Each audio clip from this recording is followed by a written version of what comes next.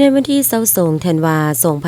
2025นี้หน่วยพักข้างทานแผนกแรงงานและสวัสดิการสังคมแขวงได้ดำเนินทาบทามบุคลากรกองประชุมใหญ่หอบที่1ขึ้นอยู่ที่ห้องประชุมของตน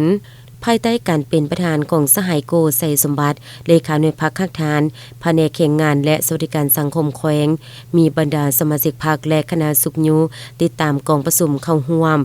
ทั้งนี้ก็เพื่อให้พนักงานสมาชิกพรรคมีความรับรู้เข้าใจโต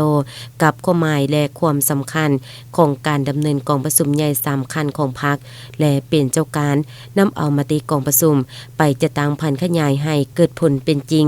บนพื้นฐานความรับรู้เข้าใจเพื่อเป็นการปรับปรุงภายในพรรคให้มีความปลอดภัยเข้มแข็งและหนักแน่นรับประกันการก่อสร้างพรรคตามหาหลักการและ3ทิศนำของพรรคถูกต้องตามระเบียบพรรค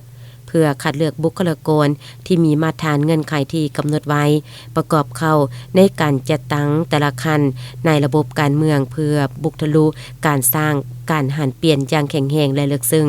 เวียกงานพนักงานของแขนงการท้องถิ่นสามารถตอบสนองความเรียกร้องต้องการของหน้าที่การเมืองในระยะใหม่และเพื่อสร้างความเชื่อมั่นศรัทธาของมหาชนต่อการนำพาของคณะพรรคแต่ละคันก็คือพนักงานสมาชิกพรรคการดำเนินกองประชุมใหญ่3คันของพรรคแม่นดำเนินกองประชุมพรรคขั้นศูนย์กลางขั้นแขวงนครหลวงเวียงจันทน์เมืองนครขั้นการจะตั้งหักฐานพรรคแม่นหลักการจะตั้งของพรรคเฮา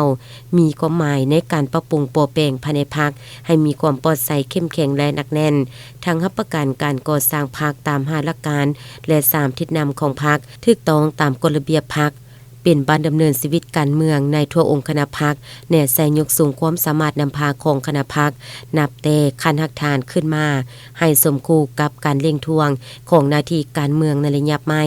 รับประกันการค้นคว้าเลือกเฟ้นบุคลากรประกอบเข้าในคณะพรรคแต่ละคันให้ถูกต้องครบถ้วนตามเงื่อนไขที่กำหนดไว้เพื่อเป็นหลักแรงนำพาตลอดสมัยขององค์คณะพรรค